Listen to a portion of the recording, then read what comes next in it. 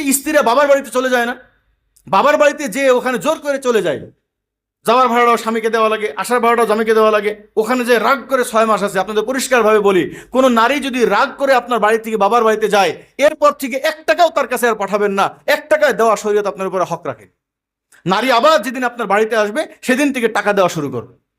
এখন নারীরা কি করে, বাপের বাড়িতে যে রাগ করে থাকে, কয় আমি যাবো না তোমার কাছে, টাকা পাঠাও। তো প্রত্যেক মাসে আপনার কাছে টাকা নিচ্ছে, 1 টাকাও দিবেন না। কারণ নারী আপনার বাড়িতে না থাকলে ওই নারীর পিছনে 1 টাকাও খরচ করার হক পুরুষকে আল্লাহ তাআলা দেয়নি। এবার বলেন তো ভাই, আমাদের দেশে পুরুষরা অনেক ভালো না? আজকে আমরা যারা দিন নিয়ে চলতেছি, আমরা যারা নবীর আদর্শ নিয়ে চলতেছি, তারা পর্যন্ত সংসারকে অনেক কঠিন বানায় নিয়েছি। সংসার মানে বহুত কঠিন।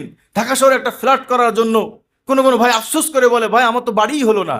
ভাই বাড়ি হওয়া নিয়ে কোনো মুসলিম আফসোস করতে পারে না, কারণ আমার নবীজি বলছেন কুম ফিদ দুনিয়া কান্না গরিব আও আবির সাবিল, দুনিয়াতে গরিবের মতো থাকো, পথিকের মতো থাকো। কারো যদি এমনি বাড়ি হয়ে যায় আলহামদুলিল্লাহ, বাড়ির কোনো জরুরত নাই। তো আমাদের বাড়ি তো ভাই জান্নাতে, যে কয়দিন থাকবো যদি মালিকানা হয় আলহামদুলিল্লাহ, না হলে ইজারার উপরে থাকবো, কি সমস্যা? সহজ। এবার